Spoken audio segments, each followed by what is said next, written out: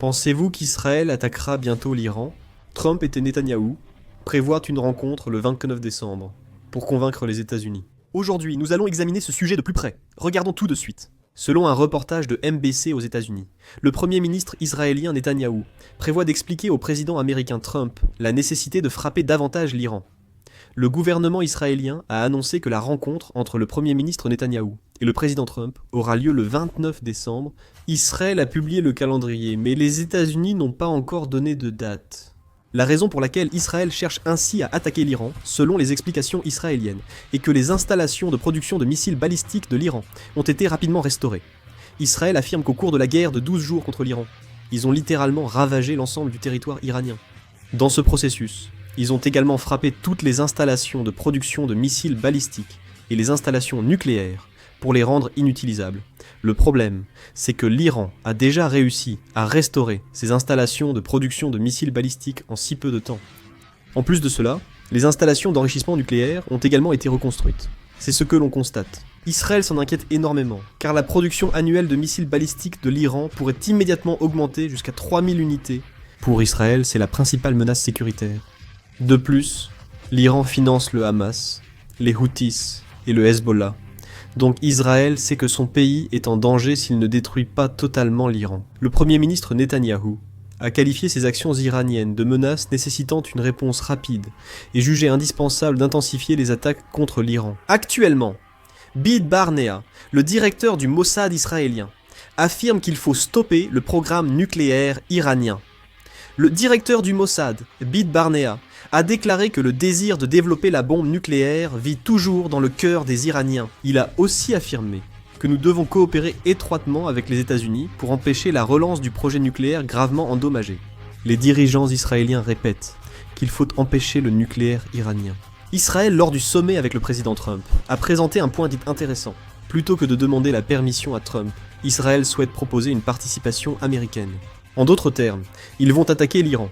Et ils sont venus aux États-Unis pour demander si les Américains allaient participer à l'attaque. Selon MBC aux États-Unis, le Premier ministre Netanyahou pourrait proposer au président Trump une offre similaire à celle qu'il avait faite lorsque les États-Unis ont bombardé l'Iran, selon les informations. Lors de l'attaque américaine contre l'Iran, Israël avait proposé 4 options au président Trump. Première option, opération israélienne seule. Deuxième, soutien américain limité. Troisième, opération conjointe États-Unis d'Israël. Quatrième, opération américaine seule. Les États-Unis proposeront probablement cela à nouveau. Il est probable que le président Trump réagisse positivement à cette proposition d'Israël, selon certaines analyses. Depuis l'attaque aérienne contre l'Iran, Trump a publiquement soutenu la ligne dure de Benyamin Netanyahou et considère la sécurité d'Israël comme liée aux intérêts stratégiques américains. En particulier, le président Trump a toujours défini l'Iran comme l'axe central de l'instabilité au Moyen-Orient. Il a constamment exprimé l'idée que ne pas exercer une forte pression dès le début sur le développement nucléaire et les capacités balistiques de l'Iran pourrait conduire à une guerre bien plus importante à l'avenir. Dans cette optique, les actions militaires préventives d'Israël sont vues comme des mesures pour éliminer les menaces, non comme des provocations. Même au plus fort des tensions avec l'Iran, Trump n'a quasiment jamais critiqué publiquement les opérations militaires d'Israël et a insisté sur le soutien des États-Unis à Israël. Après l'attaque aérienne contre l'Iran, certains sont même allés jusqu'à saluer la détermination du Premier ministre Netanyahou, envoyant ainsi le message que le monde politique américain et la communauté internationale comprennent la spécificité de l'environnement sécuritaire auquel Israël s'est confronté. Plus remarquable encore, le président Trump s'investit fortement en diplomatie et dans la politique intérieure israélienne. Il est rapporté que le président Trump a demandé à plusieurs reprises au président israélien Herzog d'accorder la grâce au Premier ministre Netanyahou. Ce qui peut être interprété comme le reflet de la perception selon laquelle Netanyahou est une figure clé de la politique de sécurité d'Israël. Pour le président Trump, il considère que le Premier ministre Netanyahou est le dirigeant le plus apte à collaborer efficacement et à maintenir une position ferme face à l'Iran. Autrement dit, il est fort probable qu'il considère toute situation où le Premier ministre Netanyahou serait déstabilisé par des problèmes politiques ou écarté du pouvoir comme un facteur d'insécurité pour la sécurité d'Israël. Dans ce contexte, ce sommet a une importance dépassant un simple événement diplomatique. Il est fort probable que le président Trump apporte son soutien à la stratégie militaire du Premier ministre Netanyahou et que cette rencontre serve à envoyer un signal à la communauté internationale, indiquant que les États-Unis maintiennent toujours une ligne dure sur la question iranienne. Dans le même temps, il n'est pas exclu que cette réunion serve à coordonner une stratégie concrète visant à déterminer si les États-Unis interviendront directement ou s'ils se contenteront de tolérer ou de soutenir de manière limitée les opérations d'Israël. L'attitude du président Trump soutient fortement Israël et accentue la pression sur l'Iran, rendant de nouveaux affrontements plus probables. L'Iran continue de surveiller et contrôler la situation intérieure. Il y a peu, l'Iran manquait cruellement d'eau potable, avec seulement 2 semaines de réserve, selon une vidéo. Maintenant, de fortes pluies causent des inondations dans le sud.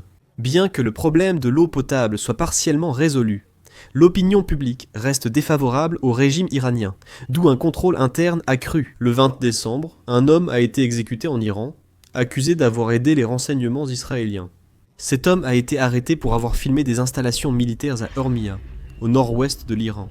Les autorités judiciaires iraniennes ont affirmé qu'il avait mené plus de 200 activités d'espionnage dans plusieurs villes, dont Téhéran, au profit des services de renseignement israéliens.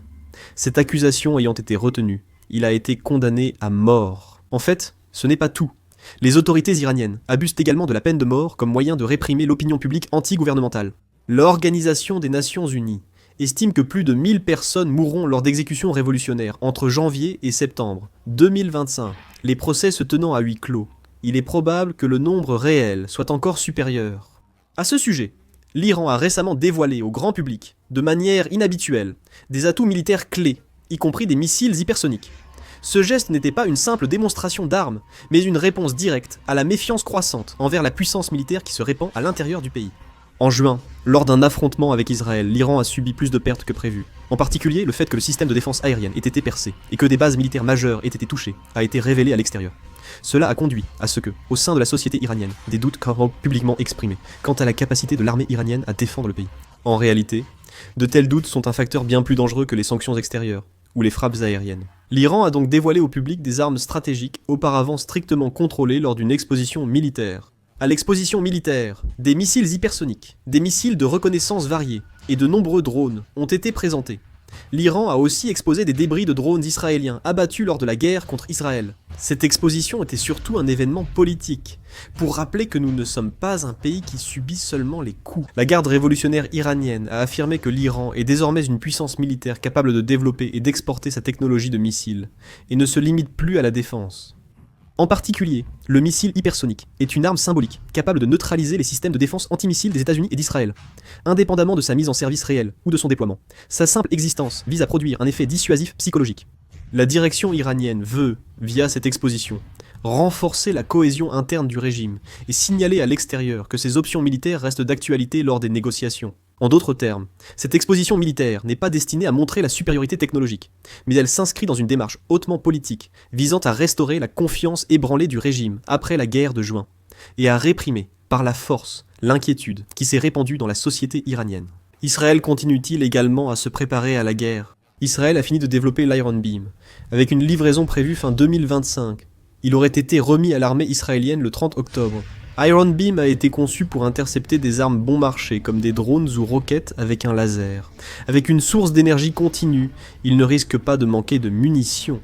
Seuls les frais de carburant du générateur sont nécessaires, rendant le coût de chaque tir quasi nul. Comme il n'est pas rentable d'intercepter des drones ou des roquettes avec l'Iron Dome, dont chaque tir coûte plus de 60 millions de won, on s'attend à ce que l'Iron Beam, capable d'intercepter efficacement à moindre coût, soit utilisé pour intercepter les drones lors de futurs conflits. Pendant la guerre contre l'Iran, Israël a beaucoup souffert des drones iraniens. Il sera donc intéressant d'observer le rôle futur de l'Iron Beam israélien. Le 30 novembre, le Premier ministre Netanyahou a déclaré qu'il devait être gracié pour l'intérêt national et a soumis une demande de grâce de 111 pages au président Herzog. Il a souligné que l'unité nationale était essentielle face aux menaces et aux opportunités. Il a aussi mentionné que le président Trump avait demandé à Herzog de lui accorder la grâce. Le Premier ministre Netanyahou a appelé tous ceux qui pensent à l'intérêt national à soutenir cette mesure. Mais en Israël, la grâce n'est généralement accordée qu'après la fin de la procédure judiciaire et la confirmation d'une condamnation. Jusqu'à présent, le Premier ministre Netanyahou n'a jamais reconnu les accusations portées contre lui. Ainsi, certains hommes politiques de l'opposition israélienne affirment que la grâce ne devrait être accordée que si le Premier ministre Netanyahou prend sa retraite de la vie politique et reconnaît sa culpabilité. En novembre 2019, le Premier ministre Netanyahou a été inculpé pour corruption, fraude et abus de confiance. Vu la gravité des faits, une grâce semble très improbable. De plus, Selon un sondage mené en Israël du 3 au 4 octobre, 53,2% des personnes interrogées se sont déclarées opposées à la grâce du Premier ministre Netanyahou.